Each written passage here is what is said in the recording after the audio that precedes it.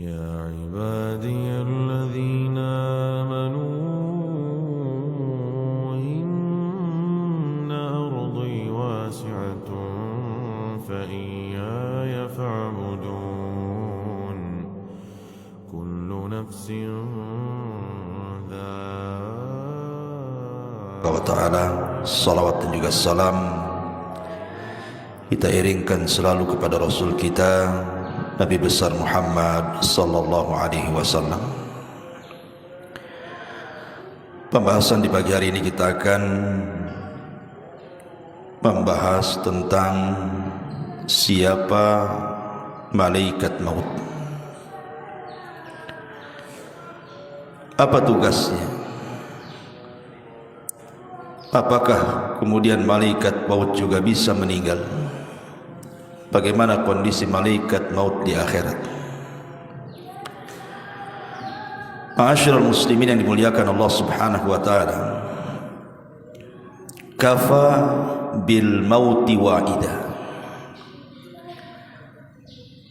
Kata Nabi sallallahu alaihi wasallam, cukuplah dengan kematian itu ada pelajaran yang besar yang kita petik di dalamnya.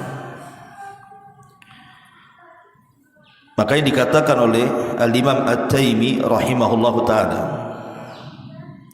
syai'ani qata'a ladzatad dunya.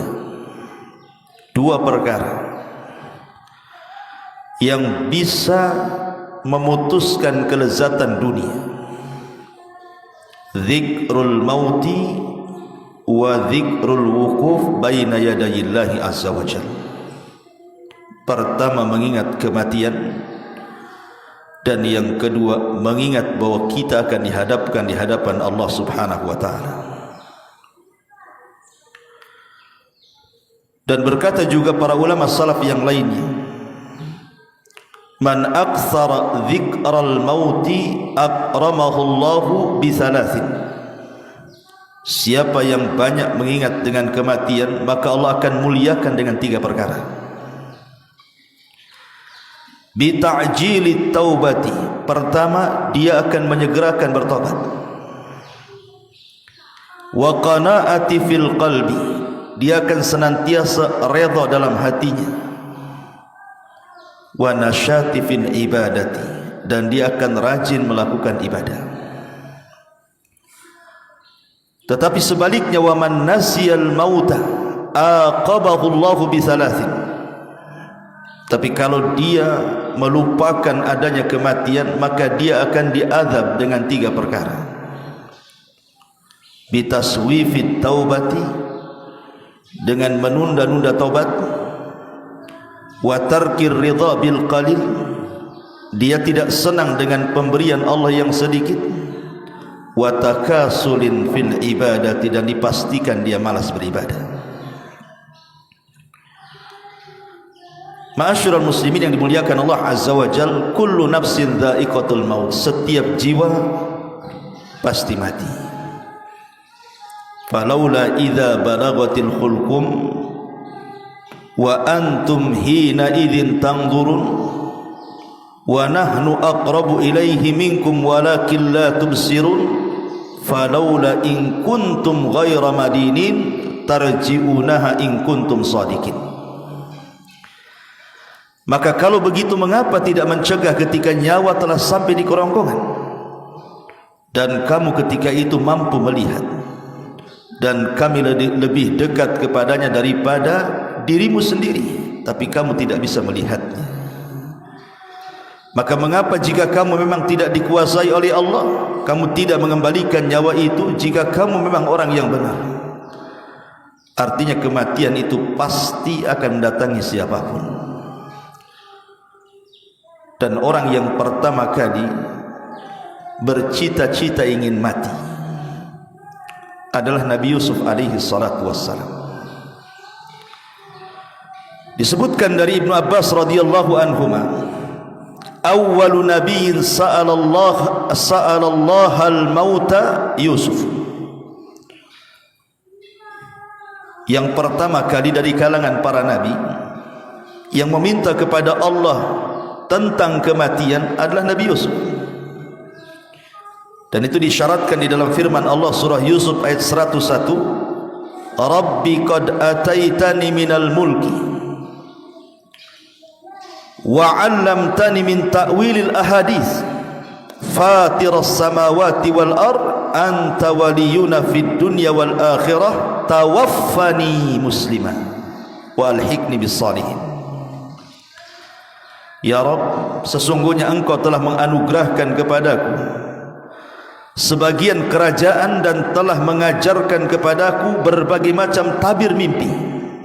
Ya Rabb, Engkau pencipta langit dan bumi, Engkaulah pelindungku di dunia dan akhirat. Wafatkan aku dalam kondisi Islam dan gabungkan aku dengan orang-orang saleh. Tentu Nabi Yusuf ketika berangan-angan ingin sebuah kematian itu bukan karena dia kemudian seperti layaknya orang-orang yang terkena sakit kemudian tidak mau lagi tinggal di dunia. Tidak, justru Yusuf ini sebaliknya. Kondisi dia di atas popularitas yang luar biasa.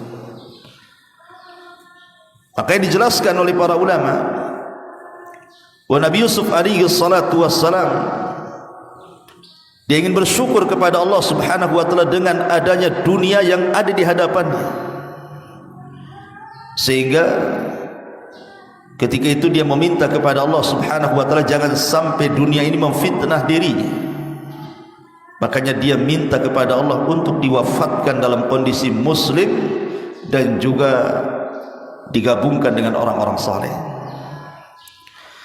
Ma'asyiral muslimin yang dimuliakan Allah azza wa jalla, setiap kita pasti mati, dan di sana ada malaikat yang disebut dengan malakul maut. Disinilah cerita dimulai. Siapa malakul maut ini? Ma'asyiral muslimin yang dimuliakan Allah azza wa jalla, sebagian ahli kitab menyebut kalimat malakul maut dengan Israel, tetapi nama Israel tidak ada dalam Quran, tidak juga ada dalam hadis Nabi sallallahu alaihi wasallam. Israel ini diambil dari Israiliyat, dari perjanjian lama, terdapat dalam Taurat. Maka yang dijelaskan oleh Syekh Albani rahimahullahu taala ketika memberikan catatan kepada kitab At-Tahawiyah, Aqidah Tahawiyah, apa kata Syekh Albani rahimahullahu taala? Wa nu'minu bimalakil maut al-muwakkal biqabdi arwahil alamin. Dan kita beriman dengan adanya malaikat maut yang memang ditugaskan oleh Allah untuk mencabut nyawa setiap manusia.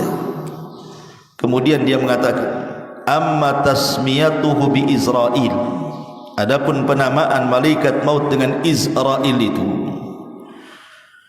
kama huwa syai, sebagaimana yang menyebar bainan nas, fala aslalahu, tidak ada dasar dari Quran ataupun sunnah, innama huwa minal Israiliyat. Kalimat Israel ini muncul diambil dari kisah-kisah Israiliyat. Dan ini juga penukilan daripada Ibnu Katsir dalam kitabnya Al-Bidayah wa Nihayah, di mana Ibnu Katsir mengatakan, wa amma malakul mauti falaysa bimusarrahin bismihi fil Qur'ani wala fil ahadisis sihah, wa qad jaa tasmiyatuhu fi ba'dil athar bi Israil.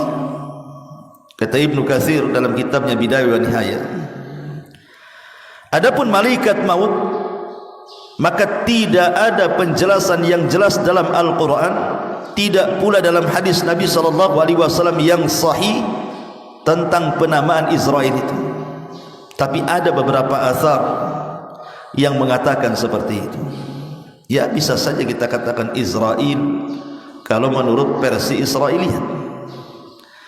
Tetapi kita sebagai umat penganut Al-Quranul Karim, maka kita cukup katakan malakul maut. Selesai. Berdasarkan Allah subhanahu wa ta'ala berfirman di banyak ayat dalam Al-Quran, Qul yatawaffakum malakul mautil ladzi wukkila bikum summa ila rabbikum turja'un. katakanlah, malaikat maut yang diserahi untuk mencabut nyawamu akan mematikan kamu, kemudian kepada Tuhanmu kamu akan dikembalikan. Di sini Allah mengatakan malakul maut, bukan Israel. Ma'asyiral muslimin yang dimuliakan Allah Subhanahu wa taala. Lalu apa tugas malaikat maut ini? Tugas malaikat maut ya sebagaimana namanya, malaikat kematian. Artinya tugasnya adalah mencabut nyawa. Sejak kapan dia ditugaskan untuk mencabut nyawa? Al-Imam Ibnu Katsir rahimahullahu taala dalam kitabnya Al-Bidayah wa Nihayah, beliau menyebutkan beberapa asar berkenaan tentang penciptaan atau awal penciptaan Adam alaihi salatu wassalam. Jadi ketika Adam alaihi salatu wassalam diciptakan, sebelum diciptakan, maka Allah utus Jibril untuk datang ke bumi, kemudian mengambil sebagian tanah yang ada di bumi.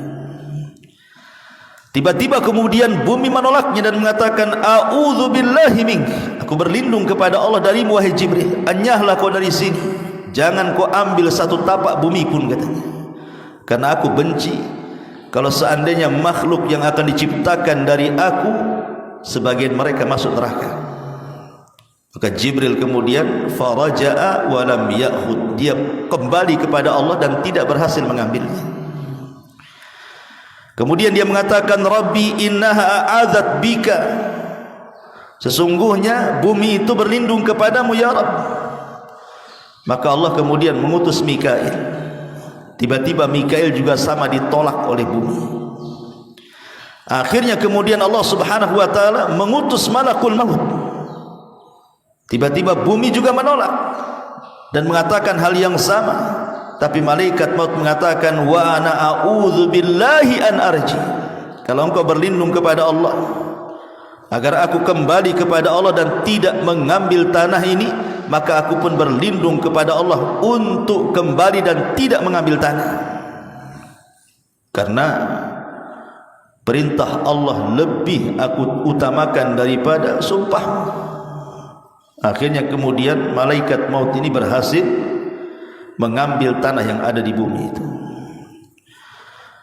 Kemudian setelah dia mengambil tanah itu, maka kemudian dia melaporkan tentang bumi, dan kemudian Allah mengatakan, karena engkau sudah berhasil mengambil tanah dari bumi untuk menciptakan Adam alaihi salatu wassalam, maka engkaulah yang berhak kelak mencabut Adam dan seluruh anak keturunannya. Ini riwayat memang dicantumkan oleh Imam Ibnu Katsir di dalam kitabnya Bidayah wa Nihayah. Akan tetapi riwayat-riwayat seperti ini bukan riwayat-riwayat yang terdapat dalam kitab-kitab Islam, tidak ada. Tetapi ini riwayat-riwayat Israiliyah. Makanya sebagian para ulama melemahkan riwayat ini. Ma'asyiral muslimin yang dimuliakan Allah Subhanahu wa taala, kita tahu bahwa satu malaikat maut itu memiliki kekuatan yang tidak bisa ditandingi oleh siapapun dari jin ataupun manusia. Tidak ada yang bisa melawan malaikat maut. Satu malaikat maut, apalagi malaikat maut itu bukan satu malaikat tetapi awan, rombongan. Tetapi begitulah Allah Subhanahu wa taala menciptakan malaikat ini memiliki kekuatan melebihi jin. Lihat Al-Imam Ibnu Utsaimin rahimahullahu taala ketika menceritakan tentang kisah Nabi Sulaiman. Ketika Allah mengatakan, ya ayyuhal mala'u ayyukum ya'tini bi arsyiha qabla an ya'tuni muslimin. Kata Sulaiman di hadapan jin dan juga manusia, siapa yang bisa memindahkan arsy Ratu Balqis dari Yaman kemari, katanya.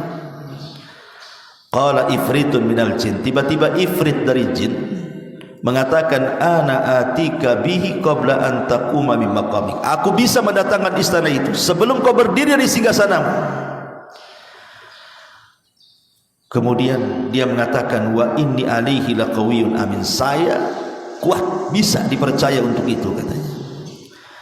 Tetapi tiba-tiba berdirilah seorang manusia dan mengatakan, qala alladhi indahu ilmun minal kitab ana atika bihi qabla an yartad ilaika tarfuka. Tiba-tiba ada seorang manusia, ada yang mengatakan namanya Asif ibn Barkhiyah, ada yang mengatakan wallahu a'lam, orang saleh, mengatakan, ya Sulaiman, aku bisa lebih daripada itu. Sebelum matamu berkedip, kupastikan istana itu sudah sampai di hadapan. Lihat dari sini, siapa yang kuat, manusia atau jin? Manusia lebih kuat. Jin, dia mendatangkan istana sebelum Sulaiman berdiri, tapi manusia bisa mendatangkan istana sebelum Sulaiman berkedip, menunjukkan manusia sebenarnya lebih kuat dibandingkan jin. Ketika manusia lebih kuat dibandingkan jin, tapi manusia kalah dengan malakul maut. Tidak ada manusia yang mampu melawan malakul maut. Idza jaa ajaluhum la yastakhiruna sa'atan wa la yastaqdim. Kalau sudah datang ajalnya, tidak mungkin maju, tidak mungkin mundur, pas waktunya. Siapapun dia, mau para nabi, para rasul, para syuhada, orang-orang saleh, semua tidak bisa melawan malakul maut. Dari sini pendalilannya, kalau jin tidak lebih kuat daripada manusia, sementara manusia tidak lebih kuat daripada para malaikat, berarti malaikat memiliki kekuatan melebihi jin dan juga manusia. Ma'asyiral muslimin yang dimuliakan Allah Subhanahu wa taala, dalam akidah ahli sunnah wal jamaah, kita meyakini bahwa malaikat maut itu ada, dan itu berdasarkan beberapa dalil dalam Quran. Kita akan baca. Pertama, dalam surah As-Sajdah ayat 11, Allah mengatakan, kul yatawaffakum malakul mautil ladzi wukila bikum thumma ila rabbikum turja'un. Katakanlah, malaikat maut yang diserahi untuk mencabut nyawamu akan mematikan kamu, kemudian kepada Tuhanmu kalian dikembalikan. Kemudian dalam surah Al-An'am ayat 61 Allah katakan, hatta idza jaa ahadakumul maut tawaffathu rusuluna wa hum la yufarritun. Allah mengatakan, sehingga ketika datang kepada salah seorang di antara kalian kematian, maka malaikat-malaikat kami yang mencabut nyawanya, dan mereka tidak pernah lalai dari tugasnya. Dan Allah juga katakan dalam surah Al-An'am ayat 93, walau tara idz zalimuna fi ghamaratil maut wal malaikatu basitu aydihim akhriju anfusakum.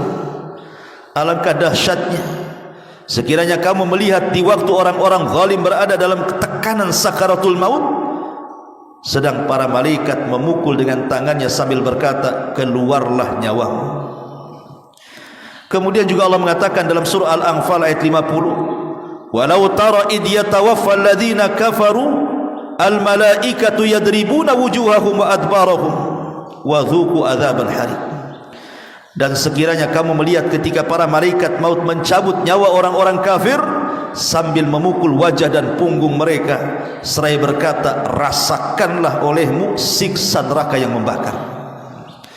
Kemudian Allah juga katakan dalam surah An-Nahl ayat 28 sampai 32, alladzina tawaffahumul malaikatu zalimi anfusihim, sampai kepada alladzina tawaffahumul malaikatu tayyibina yaquluna salamun alaikum udkhulul jannah bima kuntum ta'malun. Orang-orang yang dicabut nyawanya oleh para malaikat dalam keadaan berbuat zalim kepada diri mereka, mereka menyerahkan diri sambil berkata, kami tidak pernah mengerjakan satu kejahatan pun. Sampai malaikat mengatakan, pernah, sesungguhnya Allah mengetahui apa yang telah kalian kerjakan.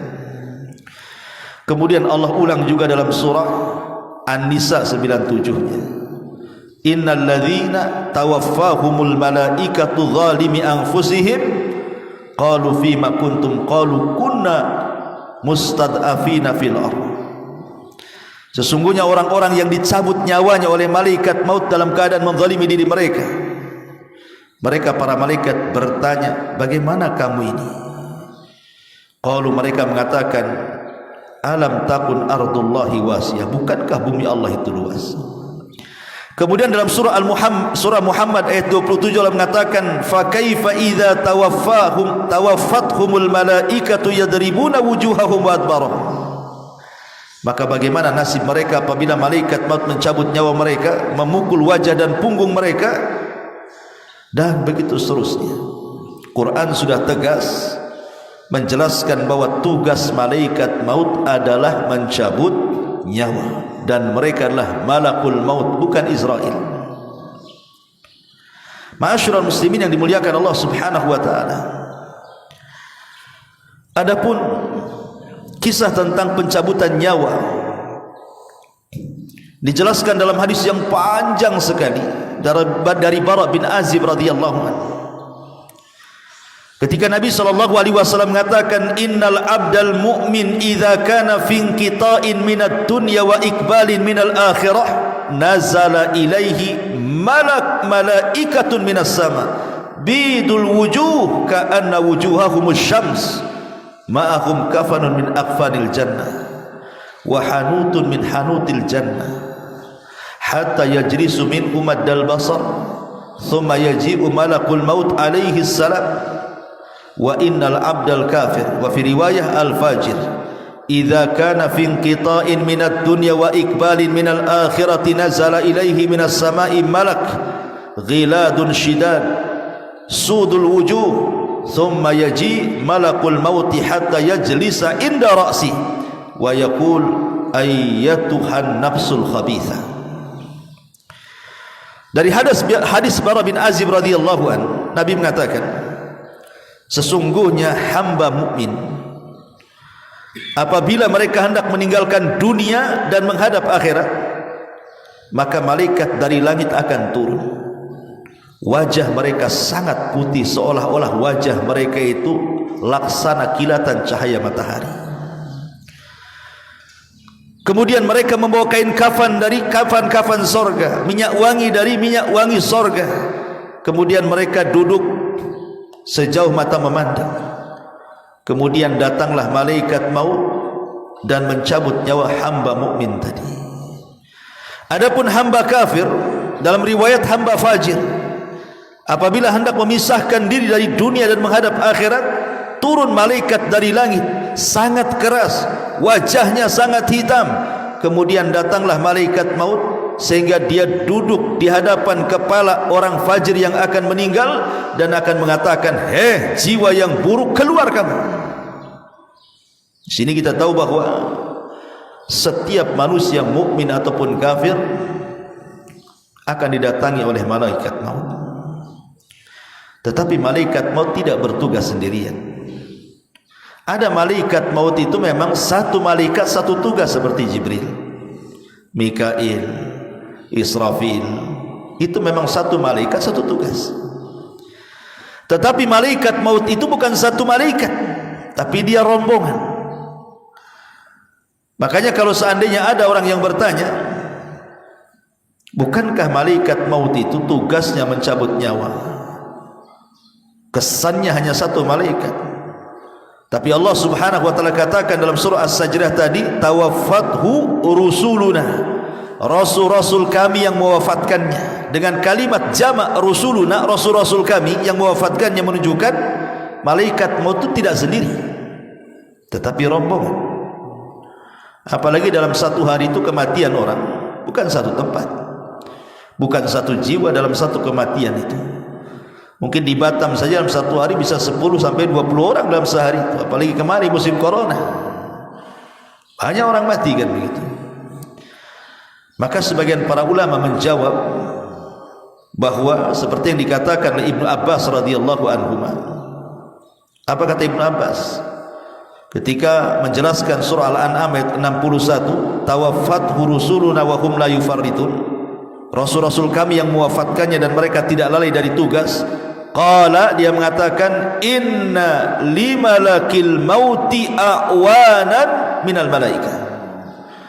Sesungguhnya malaikat maut itu memiliki teman-teman dari kalangan malaikat yang lainnya. Artinya dia tidak bertugas sendirian. Dari sini kata Syekh Utsaimin rahimahullahu taala, dia mengatakan, inna malakal mauti lahu a'wan yu'inunahu ala ikhrajir ruh minal jasadi hatta yusiluna ilal hulqum. Jadi malaikat-malaikat yang bersama malaikat maut itu, dia bertugas untuk mengeluarkan ruh, mendorong ruh dari badan kita sampai diletakkan di hulqum di sini. Kalau ruh sudah sampai di hulqum, di tenggorokan, itulah tugas malaikat maut yang mengambilnya. Makanya dia mengatakan sesungguhnya malaikat maut memiliki awan, pembantu-pembantu yang menolong untuk mengeluarkan ruh dari jasad manusia, di mana tugas mereka adalah mendorong ruh itu sampai kepada hulqum. Fa idza awsaluha ilal hulqum qabadhaha malakul maut. Ketika mereka sudah berhasil membawa ruh itu sampai di tenggorokan, disitulah tugas malaikat maut mencabut nyawa lewat mulut setiap hamba, karena ruh itu keluar dari mulut. Lah ketika ruh itu keluar dari mulut, maka pandangan akan mengikutinya. Kata Rasul, idza qubidatir ruh tabi'ahul basar. Kalau ruh keluar, mata kita mengikuti. Maka setiap orang meninggal itu kebanyakan melotot, maka disunahkan untuk ditutup matanya supaya tidak menakutkan. Ma'asyiral muslimin yang dimuliakan Allah subhanahu wa ta'ala, tentu ketika malaikat maut mencabut ruh orang yang beriman akan berbeda dengan mencabut ruh orang kafir.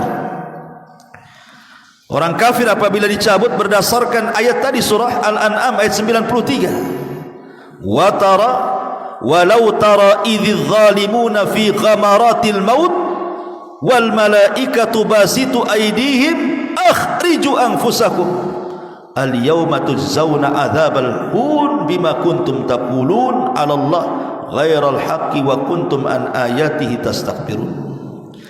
Alangkah dahsyatnya, kata Allah, sekiranya kamu melihat di waktu orang-orang zalim berada dalam tekanan sakaratul maut itu, sedang para malaikat memukul-mukul dengan tangannya wajah dan punggung-punggung mereka seraya mengatakan, keluarlah nyawamu wahai fulan. Di hari ini kamu dibalas dengan siksa yang sangat menghinakan, karena kamu selalu mengatakan terhadap Allah perkataan yang tidak benar, dan karena kamu selalu menyombongkan diri terhadap ayat-ayatnya. Dalam riwayat Bara bin Azib yang panjang sekali, bahwa ruh orang kafir itu ketika dicabut, maka diibaratkan safud. Safud itu semacam pisau yang bengkok seperti cerulit.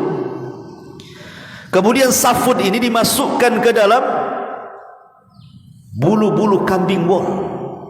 Antum tahulah kambing wol itu, kambing Australia itu kan bulunya itu 1 jengkal lebih itu, kadang-kadang berkeriwal-keriwal kan, bergumbal-gumbal kalau nggak dicukur itu.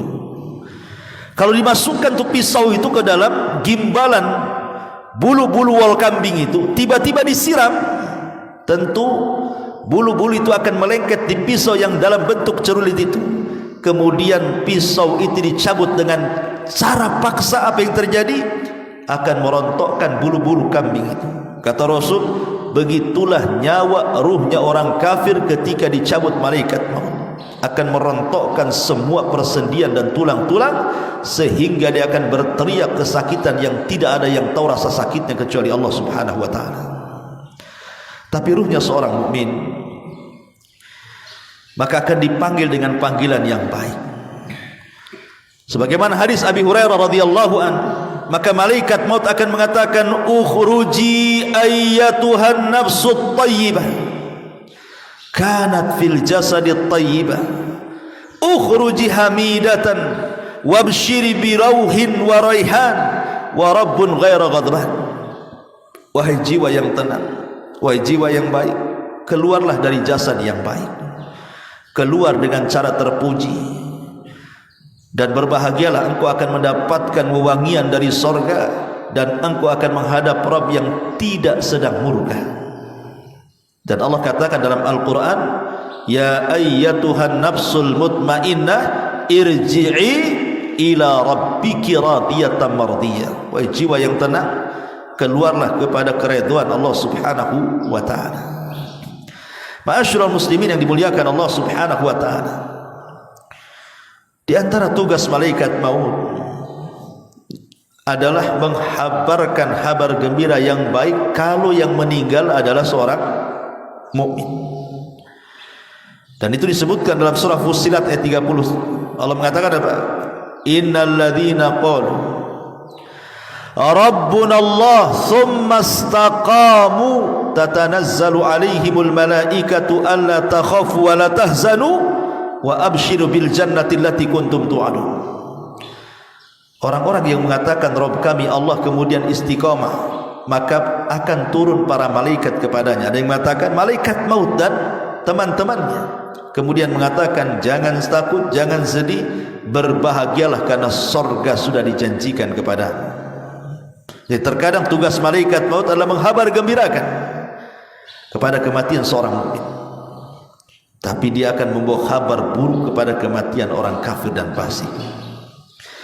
Ma'asyiral muslimin yang dimuliakan Allah Subhanahu wa taala, adapun apakah malaikat maut juga mencabut nyawa binatang? Apakah tugas malaikat maut juga mencabut nyawa binatang? Apakah hanya dia mencabut nyawa manusia saja? Ada sebuah hadis yang mengatakan ajalul bahaim kulluha minal kummali wal baragis wal jarradi wal khayli wal bighali wad dawabi kulliha ajaluha fit tasbih fa idza qada tasbihuha qabadallahu arwahaha wa laysa limalakil maut min dzalika syai'un. Batas waktu binatang-binatang ini, baik kutu ataupun sejenis binatang-binatang yang merayap, kecoa dan yang semacamnya, termasuk juga belalang, kemudian kuda, kemudian bigol dan semua hewan-hewan, maka ajal mereka setelah habisnya mereka bertasbih. Maka apabila mereka selesai bertasbih sebagaimana perintah Allah, maka Allah akan mencabut ruh-ruh semua binatang dan tidak ada kait-mengait dengan malakul maut.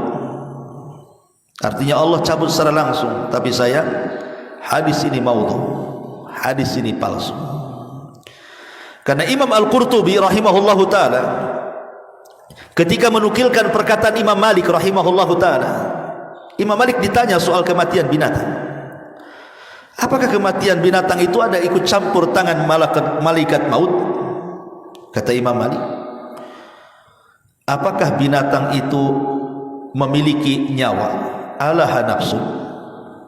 Jadi dia balik bertanya kepada orang yang bertanya ini. Jadi orang bertanya mengatakan, ya Imam, apakah binatang-binatang itu juga dicabut oleh malaikat maut? Maka Imam Malik mengatakan, alaha nafsu, bukankah binatang punya nyawa? Maka orang bertanya ini mengatakan, na'am, ya, mereka punya nyawa. Maka Imam Malik mengatakan, malakul mauti yaqbidu arwaha. Kalau begitu berarti malaikat maut juga ada ikut campur tangan mencabut nyawanya. Karena Allah mengatakan, Allahu yatawaffal anfus hina mautiha. Allah yang mewafatkan jiwa ketika saatnya dia meninggal, dan Allah perintahkan malaikat maut untuk mencabutnya. Berarti dari sini tidak ada satupun yang bernyawa, apakah itu manusia, apakah itu jin, bahkan para malaikat sendiri, bahkan binatang-binatang, kecuali ada ikut campur malakul maut untuk mencabut nyawa mereka. Adapun tentang kematian malakul maut yang dinukilkan oleh Imam Ibnu Katsir dalam tafsirnya dari seorang sahabat namanya Ka'ab al-Akhbar. Ka'ab al-Akhbar ini dulunya seorang Nasrani, masuk Islam di zaman Umar dan menjadi ulama Islam, sehingga dia banyak membawakan kisah-kisah Israiliyat. Dan kisah-kisah Israiliyat ini Nabi SAW pernah mengatakan, hadithu an bani Israel wala haraj, ceritakan tentang kisah Israel tidak mengapa, tetapi kata Rasul, jangan kau benarkan secara mutlak, jangan pula kau dustakan secara mutlak. Ya, kisah Israiliyat ini diceritakan sebagai pelezat saja, karena sandaran kita adalah Al-Quran dan Sunnah. Disebutkan dalam riwayat yang panjang sekali dari Abu Hurairah radhiyallahu anhu. Jadi saat kiamat datang, ji'a malakul mauti ilal jabbar, didatangkan malaikat maut menghadap Allah Subhanahu wa taala. Jadi ketika seluruh manusia sudah mati, semua jin sudah mati, semua binatang sudah mati, sebagian besar malaikat mati, maka malaikat maut dipanggil oleh Allah Azza wa Jalla dan dikatakan kepada malaikat maut, man baki, siapa yang tersisa? Ada lagi yang masih hidup, siapa yang tersisa? Maka dia mengatakan, al hayyul ladzi la tamut, jiwa yang tidak akan pernah mati, engkau ya Rabb. Di sana masih ada Jibril, masih ada Mikail. Maka Allah Subhanahu wa taala mengatakan, pergi cabut kedua malaikat itu nyawanya. Akhirnya malaikat maut mencabut nyawa Jibril, kemudian mencabut nyawa Mikail. Kemudian malaikat maut datang kepada Allah Subhanahu wa taala dan mengatakan, ya Rabb, aku sudah mencabut nyawa keduanya. Bahkan dalam riwayat Jibril itu sampai menangis. Ketika dicabut oleh malaikat maut, Jibril menangis dan mengatakan, ya Rabb, hawin alaina sakaratil maut, ya Rabb, ringankan bagiku sakaratul maut, katanya. Tapi tetap dicabut nyawanya. Ketika sudah tidak ada malaikat maut, tidak ada para malaikat, sudah mati semua, dicabut nyawanya oleh malaikat maut, tinggal malaikat maut saja yang masih hidup. Dia menghadap kepada Allah Subhanahu wa taala dan melaporkan bahawa semua sudah dicabut nyawanya. Kemudian Allah mengatakan, man baki, siapa yang tersisa? Maka dia mengatakan, tidak ada ya Rabb, tidak ada, illa abdukal fakir, kecuali hambamu yang fakir ini. Maka Allah mengatakan, mut, mati kamu. Maka malaikat maut pun mati. Ketika sudah tidak ada lagi makhluk yang hidup, tidak binatang, tidak malaikat, tidak manusia, tidak jin, maka Allah Subhanahu wa taala akan berteriak di alam semesta dan mengatakan, limanil mulkul yaum, milik siapa kekuasaan ini? Itulah kalimat dalam surah Al-Fatihah, maliki yaumiddin. Kita sering membaca kalimat ini 17 kali dalam salat kita, maliki yaumiddin, raja pada hari kebangkitan. Maksudnya disyaratkan kepada perkataan Allah Subhanahu wa taala di sini, limanil mulkul yaum, kekuasaan ini milik siapa? Milik siapa kekuasaan ini? Jin sudah tidak ada, malaikat sudah tidak ada, manusia sudah tidak ada, binatang sudah tidak ada. Allah katakan, limanil mulkul yaum, tidak ada yang jawab karena tidak ada makhluk. Maka Allah jawab sendiri, lillahil wahidil qahhar, kata Allah, kekuasaan ini milik zat yang satu yang maha perkasa, akulah yang perkasa itu, kata Allah. Ma'asyiral muslimin yang muliakan Allah Azza wa Jalla, hadis ini dikeluarkan oleh Imam Abi Dunya dalam kitab Al-Ahwal, kemudian Ibnu Abi Hatim dalam tafsirnya, kemudian Abu Ya'la, dan banyak sekali. Makanya kemudian Imam Ibnu Katsir menukilkan riwayat ini dalam tafsirnya, walaupun sekali lagi ini lebih kepada kisah Israiliyat, ini lebih kepada kisah Israiliyat, dan sebagian para mengatakan ini tidak sahih. Sehingga kita harus yakini bahwa semua manusia itu mati. Bagaimana caranya? Wallahu a'lam. Kullu man 'alaiha fan wa yabqa wajhu rabbika dzil jalali wal ikram. Semua mati. Ya. Ma'asyiral muslimin yang dimuliakan Allah Azza wa Jalla, ada kisah-kisah menarik kita bacakan, walaupun sebagiannya sahih, sebagiannya diperselisihkan, bahkan sebagiannya maudhu, tentang kisah malaikat maut mendatangi para nabi. Kisah yang pertama adalah kisah malaikat maut dan Nabi Musa. Kisah ini sahih karena dicantumkan dalam riwayat Muslim dan juga yang lainnya dari dari hadis Abi Hurairah radhiyallahu anhu. Ja'a malakul maut ila Musa, malaikat maut datang kepada Nabi Musa dan mengatakan, ajib rabbaka, penuhilah panggilan Tuhan wahai Musa. Maksudnya kau sudah sampai waktu wafatmu.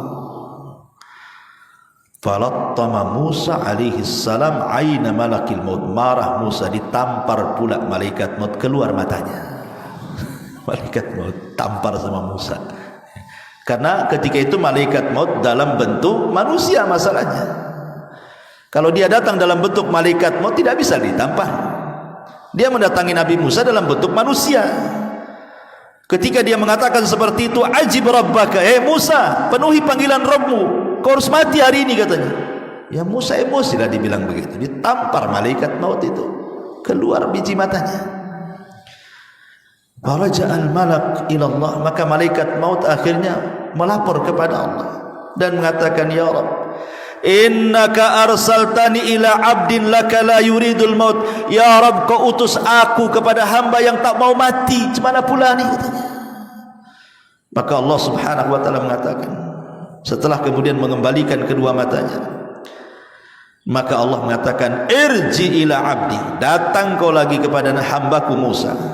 Fakul, dan katakan, al hayata turid, fa idza kunta turidul hayat fadha yadaka ala matni thawri fama tawarat yaduka min sya'ratin fa innaka ta'isu biha sanatan. Maka Allah mengatakan kepada malaikat, kembali kepada hambaku dan sampaikan kepadanya, apakah engkau terus menginginkan kehidupan? Jika engkau masih menginginkannya, letakkan tanganmu pada punggung sapi jantan. Satu bulu yang kau tutupi tanganmu itu, maka engkau akan hidup 1 tahun. Jadi kalau seandainya kita letakkan begini tangan kita di sapi jantan, rupanya bulu yang ditutupi tangan itu anggaplah ada 100 bulu, berarti setiap 1 bulu dihitung 1 tahun. Ya. Maka Musa berkata, lalu apa setelah ini? Qala fal ana min qarib rabbi amitni minal ardil muqaddasati ramyata bihajarin. Qala Rasulullah sallallahu alaihi wasallam, wallahi law anni indahu la ara'aitukum qabrahu ila janibit tariq indal kathibil ahmar. Lalu Musa berkata, wahai Tuhanku, sekarang kupilih kematian dalam waktu dekat. Artinya akhirnya Musa pasrah, udah cabut aja lah daripada tak dicabut gitu. Cabut aja lah katanya. Ya. Kemudian Nabi SAW menyampaikan keinginannya, matilah aku dekat tanah suci Baitul Maqdis sedekat lemparan batu. Rasulullah SAW kemudian menambahkan, demi Allah, andai aku berada di sisi Musa, niscaya akan aku perlihatkan kepada kalian kuburnya berada di pinggir jalan, tepatnya pada gundukan pasir. Hadis ini sahih karena riwayat Muslim. Tapi masalahnya di sana ada riwayat yang berbeda. Riwayat seperti malaikat maut ketika mendatangi wazirnya Sulaiman. Dan ini banyak dinukilkan juga oleh ahli tafsir masalahnya, dalam tafsir Jalalain dan yang lainnya. Jadi satu hari Nabi Sulaiman ini sedang berbincang dengan wazirnya, dengan menteri kesayangannya. Bincang. Tiba-tiba diketuklah pintu kantor itu. Ketika diketuk pintu itu, dibukalah oleh Sulaiman. Nampak pula yang datang itu orang yang sangat menyeramkan, menatap wajah sang wazir, menterinya Sulaiman, kemudian pergi. Setelah berbincang dengan Sulaiman, jadi si wazir ini, menterinya Sulaiman, bertanya, siapa dia? Kata Sulaiman, itu malaikat maut, mau nyabut nyawa orang katanya. Gemetarlah ini si menteri ini, jangan-jangan dia mau mencabut nyawa saya pula katanya. Kalau gitu ya Sulaiman, kau kan bisa menundukkan angin dan awan, bawalah aku terserah kemana saja, ke India sana, jangan aku pertemukan aku, nggak apa-apalah, kau mutasi aku dari sini ke India sana, nggak usah bertugas di sini lagi katanya. Yang penting aku jangan ketemu orang itu katanya. Akhirnya dimutasi dia sama Sulaiman, diajak ke India. Ketika turun dari awan, rupanya orang itu sudah di situ. Jadi Sulaiman ini bertanya kepada orang itu dan mengatakan, kenapa kamu ada di sini? Maka kemudian dia mengatakan, Allah barusan merintahkan aku untuk nyabut nyawa orang dan dia ada di sini. Ku tengok-tengok tak ada, rupanya ada kamu dan dia. Mungkin dialah katanya. Akhirnya dicabut nyawanya. Subhanallah. Itulah ketika Allah mengatakan idza jaa ajaluhu la yastakhiruna sa'atan wa la yastaqdimun. Kalau datang ajalnya enggak mungkin maju, enggak mungkin mundur kan itu. Tapi kisah ini disebutkan juga oleh Ibnu Abi Syaibah dalam kitab Musannaf, dan Ats-Tsa'labi dalam tafsirnya, Imam Ahmad dalam Zuhud, Ibnu Battah dalam Ibanah, Al-Asbahin dalam Azamah, Ibn Wahab dalam Tarikh Ad-Dimashqi, Abu Nu'aim dalam Hilyah, dan begitu seterusnya. Tetapi sekali lagi sebagian para ulama mengatakan sanadnya ini mauquf.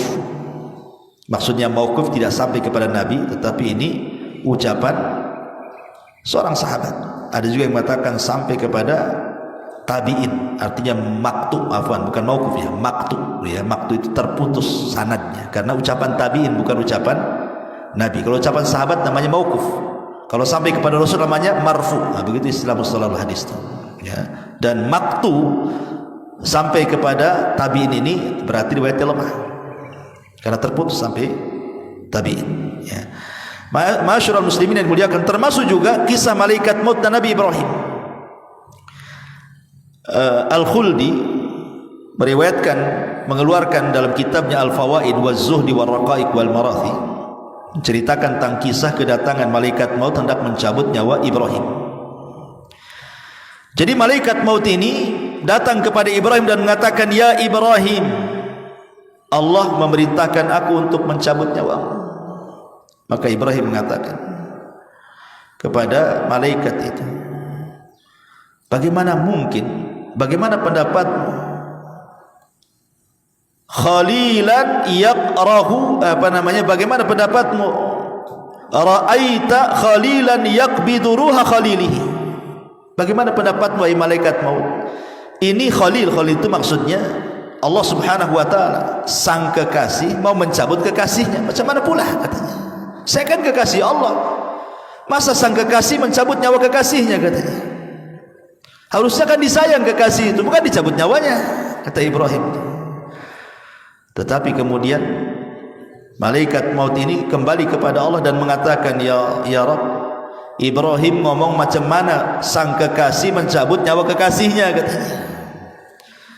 Maka Allah mengatakan, cabut nyawanya. Akhirnya malaikat maut mencabut nyawanya. Sanadnya maqdhub. Hadis ini palsu, tidak ada sanadnya ya. Kemudian juga malaikat maut,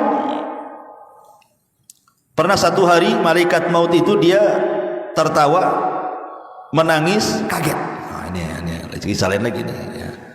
Jadi satu hari itu malaikat itu pernah tertawa, pernah menangis, pernah kaget dia. Dikisahkan tentang dialog Allah dengan malaikat maut. Jadi Allah bertanya kepada malaikat maut itu, "Apa pengalamanmu saat mencabut nyawa?" Kata malaikat maut, "Kadang aku tertawa, kadang aku menangis, kadang aku kaget," katanya. Kata malaikat maut nih. Kata Allah, "Kapan kau tertawa?" Jadi cerita, "Satu hari aku hendak mencabut nyawa orang tua," katanya. Orang tua ini baru mesan sepatu. Kemudian dia mengatakan kepada pembuat sepatu itu, "Buatkan sepatu untukku yang tahan 1 tahun. Buatkan sepatu untukku yang tahan 1 tahun, jangan cepat rusak." Maka sudah dipesan sepatunya. Kata malaikat maut, "Sayang, sebelum dipakai dah aku cabut nyawanya," gitu. Belum pun dipakai sepatu itu, sudah aku cabut nyawanya. Aku tertawa, kata malaikat. Kasihan dia, udah pesan setahun pula, udah mati duluan gitu. Kemudian, "Kapan aku menangis? Kapan kau menangis?" kata Allah. Kemudian malaikat maut mengatakan, "Saat aku mencabut nyawa seorang wanita." Ketika itu dia sedang menyusui anaknya di tengah padang pasir. Ketika itu aku memandang bayinya. Kalau seandainya aku cabut nyawa wanita ini, siapa yang merawat bayinya? Dia sendirian di padang pasir. Aku pun menangis kasihan, tapi tetap ku cabut karena perintah Allah. Adapun aku kaget ketika aku mencabut seorang alim, mencabut seorang ulama, dia bilang. Tiba-tiba ketika aku hendak mencabutnya, aku kaget karena di dahinya ada cahaya. tetapi tetap saja aku pun mencabut dia dan cahayanya. Tapi hadis ini dipermasalahkan juga oleh para ulama, karena hadis ini dilemahkan, tidak ada sanadnya sampai kepada Nabi sallallahu alaihi wasallam. Tetapi yang mungkin yang banyak dikisahkan adalah kisah tentang malaikat maut dan Nabi Yakub. Nah, itu dijelaskan, pernah saya juga jelaskan dalam khutbah Jumat, ketika Nabi Yakub didatangi malaikat maut, kemudian dikatakan, kata Yakub, kenapa kau tidak mengantarkan tanda-tanda sebelum kau cabut nyawaku? Entah 2 atau 3 tanda jadilah, katanya. Kata malaikat maut, kan sudah kukirim tanda-tandanya. Kata Yakub, apa tanda-tandanya? Bayadu ra'sika ba'da sawadi, inhina'u dhahrika ba'da istiqamati, wa dha'fu badanika ba'da quwwatihi, hadihi rusuli ila bani Adam qabla al-mauti. Putih rambutmu yang dulunya hitam, bungkuk badanmu yang dulunya tegak, lemah badanmu yang dulunya kuat, itulah tanda kau dekat dengan mati, katanya. Dan tanda ini akan berlaku kepada seluruh anak Adam. Masyarakat muslimin yang dimuliakan Allah Azza wa Jalla, sekilas tentang beberapa kisah seputar malaikat maut. Tapi yang jelas bahwa kematian adalah makhluk Allah. Malaikat maut adalah makhluk Allah. Kematiannya itu sendiri adalah makhluk Allah. Dan nanti pada hari kiamat, ketika penduduk sorga masuk ke dalam sorga, penduduk neraka masuk ke dalam neraka, dan sudah tidak ada lagi syafaat, tidak ada lagi rahmat, semua sudah menduduki tempatnya masing-masing. Ji'abil mauti, maka Allah akan datangkan kematian ala suratil kabshan amlah, dalam bentuk kambing yang ada hitam putihnya. Kemudian Allah gorok tuh kambing itu, simbol bahwa tidak ada kematian lagi. Maka Allah Subhanahu wa taala akan menyuruh kepada penduduk sorga, ya ahlal jannah khuludun la mautalakum. Hei ahli sorga, kekal kau kalian, kau dapat nikmat yang kekal di situ. Wa ya ahlan nar khuludun la mautalakum, kalian juga penduduk neraka kekal di dalamnya, rasakan azab. Ketika kematian sudah tidak ada lagi, berarti yang ada hanya kekekalan. Itulah Allah katakan, innal ladzina amanu wa amilus salihat ulaika ashabul jannah hum fiha khalidun. Orang-orang yang beriman dan beramal saleh, mereka akan masuk surga dan mereka akan kekal di dalamnya selama-lamanya. Tapi lihat Allah katakan kepada penduduk neraka, innal ladzina kafaru wa kadzdzabu bi ayatina ulaika ashabun nar hum fiha khalidun. Orang-orang yang kafir dan mendustakan ayat-ayat kami, maka mereka akan masuk ke dalam neraka dan mereka kekal di dalamnya selama-lamanya. Subhanallah bihamdika asyhadu an la ilaha illa anta astaghfiruka wa atubu ilaik. Allahu taala alam. Assalamualaikum warahmatullahi wabarakatuh.